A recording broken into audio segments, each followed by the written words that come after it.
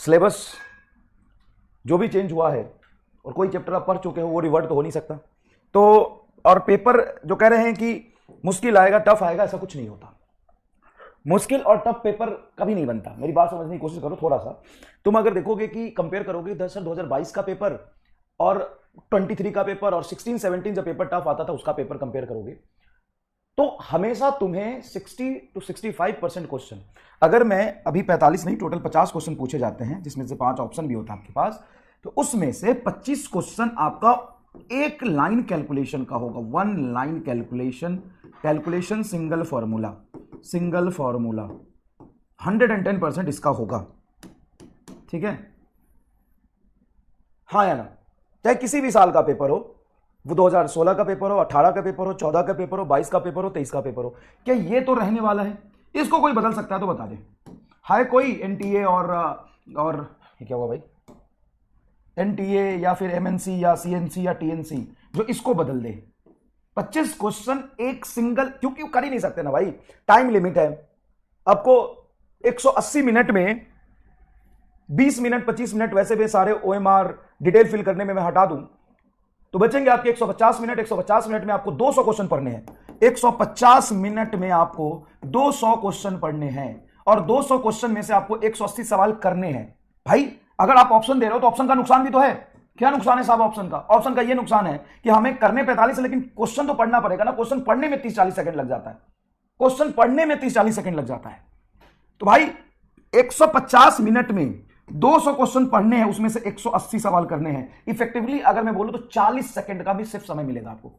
40 second का effective समय। 40 second में जान लोगे क्या बच्चे का? कौन कह रहा मुश्किल पेपर आएगा? डैश मुश्किल आएगा। मुश्किल अगर आ गया ना तो कटअप जो है ना तुम्हारा नीचे आ जाएगा। पहली बात तो ये, ठीक है, पहली बात तो ये। दूसरी बात जो नीट में पढ़ाई करने का स्ट्रैटेजी होना चाहिए ना, वो ज्यादा रैंडम पढ़ाई नहीं होना चाहिए। आपको ना जो सबसे पहला रिक्वायरमेंट है ना, सबसे फर्स्ट रिक्वायरमेंट है वो ये है कि जितने भी चैप्टर में जितने भी फॉर्मूले बनते हैं, जितने भी कंसेप्ट बनते हैं, वो आपको याद रहना चाहिए और उस सारे फॉर्मूले पे आपको 1 या 2 क्वेश्चन लगाया हुआ होना चाहिए। सारे फॉर्मूले जितने पॉसिबल है बायो, केमिस्ट्री, फिजिक्स में, रेदर देन कि किसी एक टॉपिक पे आप पीएचडी करें, एक टॉपिक पे आप 10 सवाल करें। उससे ज्यादा इंपॉर्टेंट है कि ये जितने भी फॉर्मूले हैं, जितने भी फॉर्मूला, मैं ये नहीं करूं रट लो, कंसेप्ट समझो, फील करो, लेकिन उसको याद रखो फॉर्मूला, और उस पर 1-2 क्वेश्चन लगा हुआ होना चाहिए।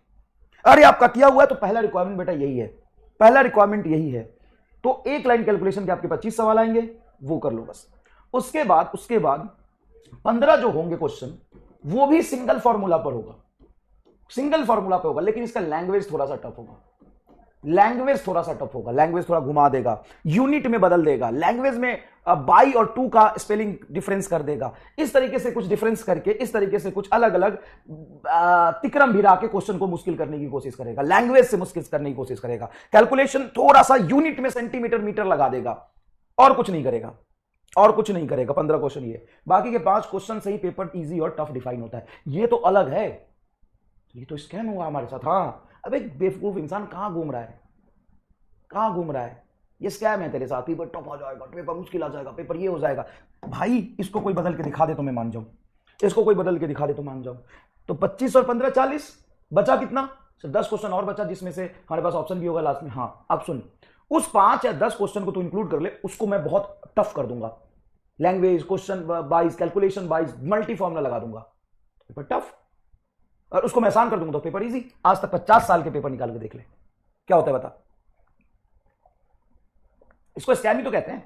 भाई तू कह रहा पेपर टफ और paper easy, what is the definition of paper tough and paper easy? Paper tough means what and paper easy means what? Paper easy means this easy, this moderate, and 5 question answer जो asked that is average और below average और easy.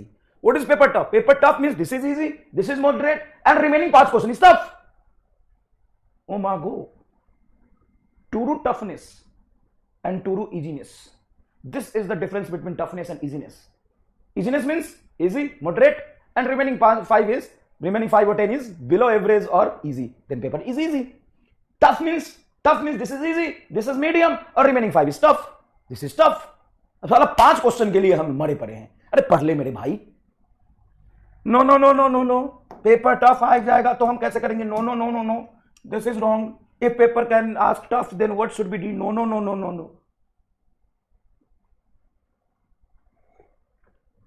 Tough and easy, कोई बदल देना, कोई definition मुझे बता दे, ये कहीं चेंज हो सकता है तो बता दे। And what is your first priority? What is your first priority? What is your first priority? That 5 question की दैट 25 क्वेश्चन?